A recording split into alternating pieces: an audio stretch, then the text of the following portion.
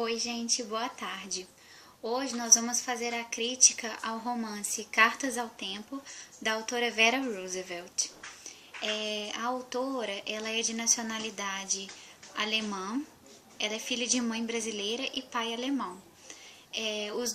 Os pais dela, eles trabalhavam em uma fábrica de calçados em Berlim, mas eles decidem voltar ao Brasil por volta de 1940, fugindo da guerra. Aí, chegando ao Brasil, eles encontram um emprego como escritores de cartas para pessoas que não sabiam escrever. Ou seja, eles escreviam cartas para os entes queridos dessas pessoas que não sabiam escrever. E foi nesse meio que a pequena Vera cresceu, no meio de escritores. E foi isso que deu a ela, que trouxe a ela a paixão pela escrita. Então, vamos falar um pouco sobre a obra. Cartas ao Tempo é um romance de narrador onisciente e conta a história de um homem chamado Mateus, que, sem poder esperar mais nada da vida e sem esperança de um futuro melhor, porque ele já tinha perdido pessoas importantes para ele passava os dias sentado à beira da praia, uma praia chamada Usedom. Em um dia comum, Mateus é surpreendido por uma garrafa flutuando na água que continha uma carta dentro. Essa carta foi escrita com letras tremidas e ela vai ser muito importante para a construção da história e para a mudança de vida do personagem Mateus.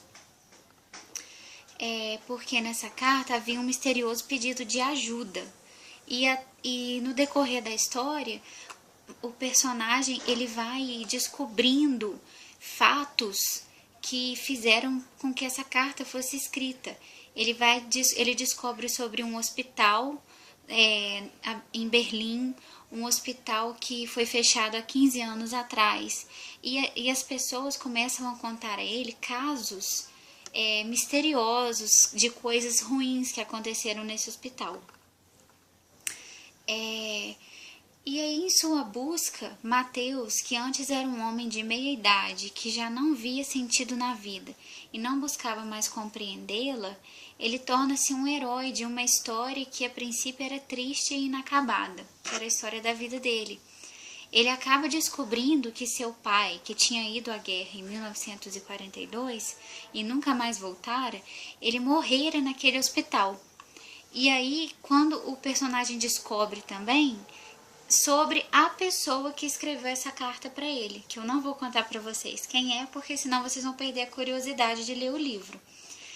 E aí, nós vamos falar um pouco agora sobre o cronotopo dessa obra. Então, nessa obra, nós podemos ver uma relação entre passado, presente e futuro. Para a construção do futuro, o herói entra em contato com um passado que chega de forma misteriosa, que é através de uma carta. A atualidade do personagem Mateus se decompõe quando ele recebe essa carta e essa mesma carta faz com que a linha entre passado, presente e futuro desapareça. Então, ao ler a história, a gente fica meio perdido, a gente não sabe qual é o tempo real que está se passando ali. Dentro desse romance, nós temos a chamada inversão histórica, pois o personagem recebe uma carta diretamente de um passado, quando, na verdade, isso já deveria ter acontecido há mais de 10 anos atrás. E os motivos por esse atraso dessa carta, eles são desconhecidos. Outra palavra que poderia ser usada para descrever essa narrativa seria escatologia, na qual o futuro é o objetivo da história e é compreendido como o fim de tudo que existe, não importando se será uma catástrofe ou uma vitória. Também não contarei a vocês se vai ser uma catástrofe ou uma vitória, mas podem acreditar que é muito bom. Então, como nós podemos perceber, a partir do momento em que o personagem Mateus vê naquela carta uma esperança para seu futuro, ele torna-se um herói com força indescritível para alcançar seus objetivos. Nesse tipo de cronotopo, a atualidade, pensada fora de sua relação com o passado e o futuro, perde a significação. A inversão histórica prefere o passado ao futuro, que é incerto, inconcreto e abstrato. Na história, o personagem vivia o passado e sua vida era estagnada por este.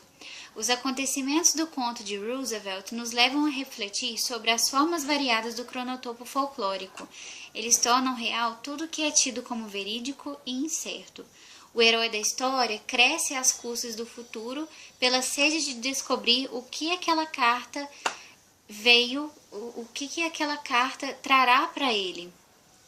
E por conta dessa sede, ele deixa de ser um homem qualquer e transforma-se em um grande herói. Em conclusão, gente, nós podemos dizer que o guia da história é a busca pelo porvir e que toda a energia do futuro esperado intensifica as imagens reais do presente e a vida daquele homem que era fraco e solitário que vai se tornar um grande herói. Então, gente, até a próxima!